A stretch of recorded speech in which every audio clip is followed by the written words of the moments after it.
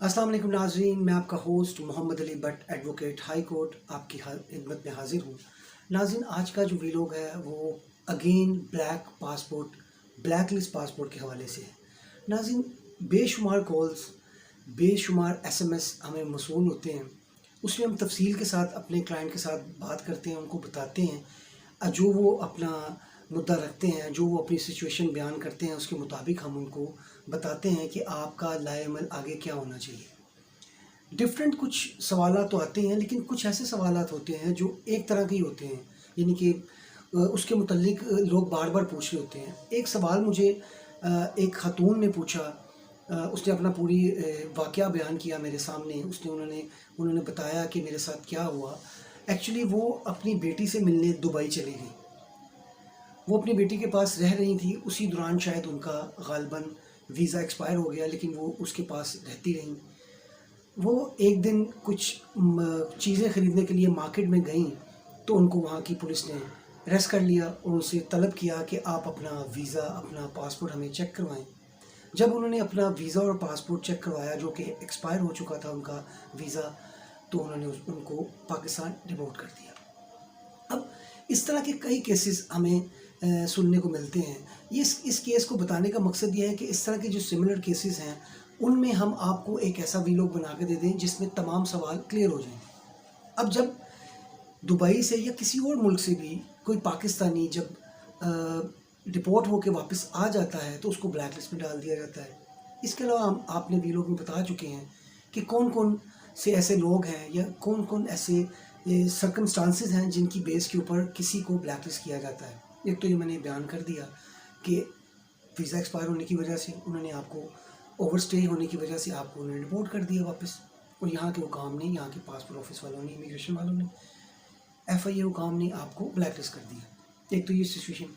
बाद ऐसे लोग हैं जो डंकी लगा के जाते हैं। डंकी लगा के जाना, आपको पता है, इस चीज़ को हम अप्रिशिएट नहीं करते, हम इसकी मजम्मत करते हैं। किसी को भी डंकी लगा के नहीं जाना चाहिए। अगर आपके पास लीगल रास्ता मौजूद है कि आप इजीली वीज़ा लगा कर किसी भी मुल्क जा सकते हैं, तो फिर आपको क्या ज़रूरत है कि आप डंकी लगा के जाएं। अगर कोई डंकी लगा के जाए तो वो ब्लैक लिस्ट हो जाता है जब वो वापस आता है। उसके अलावा अगर किसी का वहाँ पे वीज़ा एक्सपायर हो गया है, पासपोर्ट एक्सपायर हो गया है, ओवर स्टे हो गया है, ख़ुसूसन अगर किसी ने वहाँ पे कोई झगड़ा किया, कोई गैर कानूनी काम किया जिसकी बिना पर आपको पाकिस्तान वापस डिपोर्ट कर दिया गया है, तो लिहाजा आपको ब्लैक लिस्ट में डाल दिया जाएगा। तो ये बाज़ ऐसी सिचुएशंस हैं जिस पे आपको ब्लैक लिस्ट में डाल दिया जाता है। अब यहाँ पे जो सवाल उठता है कि हम ऐसा क्या काम करें जिसकी बिना पर हमें ब्लैक लिस्ट से निकाल दिया जाए। मैंने अपने पिछले वीडियो में बताया था कि हमें एक हाई कोर्ट में रिट दायर करनी पड़ती है और इस मुतलका शख्स को वहाँ पे पेश करना पड़ता है पासपोर्ट के साथ। उसका पासपोर्ट एक्सपायर हो या उसका ID कार्ड एक्सपायर हो या ना हो, या उसका पासपोर्ट ना बना हो। मिसाल के तौर पर मैं यह भी बताता चलूँ कि कई दफ़ा ऐसा होता है कि किसी का पासपोर्ट एक्सपायर हो गया होता है। वो जब जाता है पासपोर्ट बनाने के लिए, तो उसको पता चलता है कि जी मेरा नाम तो ब्लैक लिस्ट में है, लिहाजा मुझे पासपोर्ट नहीं मिलेगा। तो उसके लिए भी ये सिचुएशन है कि आप हाई कोर्ट में एक रिट दायर करें, किसी वकील से करवाएं जो इस चीज़ के माहिर हैं, उनसे करवाएं, हमसे करवाएं, जिससे मर्ज़ी करवाएं। जहां आपका दिल करता है वहां से आप ये रिट दायर करवाएं और अपने आप को ब्लैक लिस्ट से ख़त्म करवाएं। अब एक और सवाल पूछा जाता है जी कि हमें बताएं कि हम कितनी अरसे तक ब्लैक लिस्ट रहेंगे। देखें, पहले तो 2 साल के लिए ब्लैक लिस्टिंग था। जब ये किश्तियों का वाक़या हुआ, जब बोट उल्टी, उसके बाद पता चला कि 5 साल का बैन कर दिया है, 5 साल के लिए ब्लैक लिस्ट कर दिया है। तो अगर 1-2 और बोट उलट गई तो मेरा ख्याल है इन बंदों को ये लाइफ टाइम बैन कर देंगे, ब्लैक लिस्ट कर देंगे। लिहाजा मेरी इल्तमास यही आप लोगों से है जो ब्लैक लिस्ट हो चुके हैं, कि अपना हक मांगने में देर मत करें। जितनी जल्दी अपना हक मांगेंगे उतनी जल्दी ही आपको हक आपका मिलेगा।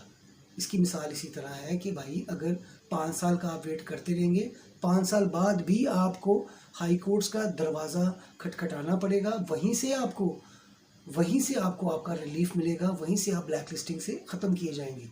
अगर आप घर बैठे रहेंगे, फ़ोन पे फ़ोन करते रहेंगे, इन्फॉर्मेशन इकट्ठी करेंगे, कभी किसी से, लोगों को तो ये पता भी नहीं है कि इसको करते कैसे हैं।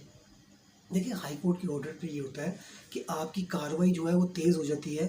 ان سے پوچھا جاتا ہے کہ اس بندے کو بلیک لسٹ کیوں کیا گیا ہے. اگر ان کے پاس کوئی ثبوت نہیں ہوگا تو وہ فوراً آپ کو بلیک لسٹ سے خارج کر دیں گے. اور مجھے یہ بتائیں نا جو بندہ اوور اسٹے ہو گیا اس نے کون سا کوئی جرم کیا ہوگا. لہٰذا آپ کو چاہیے کہ ماہر قانون جو ہوتے ہیں نا جو بلیک لسٹنگ کا کام کر رہے ہیں ان کی خدمات حاصل کریں. نہ کہ آپ دیکھیں جیسے مثال کے طور پہ آپ کسی اسپیشلسٹ ڈاکٹر کے پاس جاتے ہیں, آپ کو دل کا مسئلہ ہے, بلڈ پریشر کا مسئلہ ہے, شوگر کا مسئلہ ہے, یا آپ کو گھٹنوں کا مسئلہ ہے, یا آپ کو سر درد ہے, تو آپ اسی اسپیشلسٹ کے پاس جائیں گے نا. اسی طرح جو پاسپورٹ کا کام کر رہے ہیں برائے مہربانی ان کے پاس جائیں. آپ ادھر ادھر کے وکیلوں کے پاس جائیں گے جو پاسپورٹ کا کام نہیں کرتے تو آپ کو وہ کام خراب کر دیں گے. یہ ایک ٹیکنیکل چیز ہے. اس کی رٹ بنانے میں ایک ٹیکنیکلٹی لگتی ہے. سوچ وچار کر کے ہم کیس کو تیار کرتے ہیں, پھر اس کی رٹ کرتے ہیں.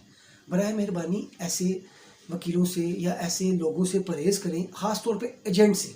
ایجنٹ جو ہے جو بول رہے ہیں جی ہم آپ کو جہاز پہ کوئی مسئلہ نہیں, آپ ویزا لگوائیں, ہم آپ کو جہاز پر چلا دیں گے, جس دن آپ کی ٹکٹ ہوگی آپ چلے جائیں. اور بھائی کیسے چلے جائیں گے اگر آپ کا نام بلیک لسٹ میں ہے تو آپ کو کیسے جہاز میں چڑھنے دیا گا؟ وہ اسی وقت آپ کو آف لوڈ کر دیا جائے گا.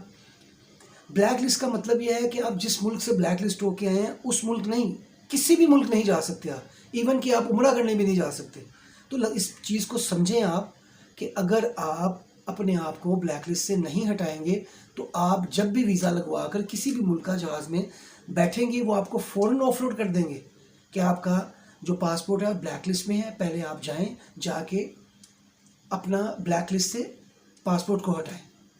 عزیز میں امید کرتا ہوں کہ آپ کو میری باتیں سمجھ آئی ہوں گی. مزید کوئی بات آپ نے پوچھنی ہو تو آپ کمنٹس کر سکتے ہیں, ہم آپ کی بات کا جواب دیں گے. آپ ہمیں واٹس ایپ کر سکتے ہیں, ہم آپ کی بات کا جواب دیں گے, تسلی سے آپ کی بات سنیں گے. اور ایک اور بات بتاتا چلوں, ہر کسی کا کیس مختلف ہے.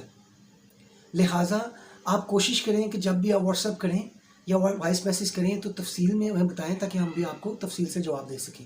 ناظرین بہت بہت شکریہ, اور جاتے جاتے ریکویسٹ ہے کہ میرے اس چینل کو سبسکرائب کریں. یہ آپ کا اپنا چینل ہے, میں آپ کو انفارمیشن دے رہا ہوں آپ کے پاسپورٹ کے حوالے سے, ڈفرینٹ قانونی چیزوں کے حوالے سے.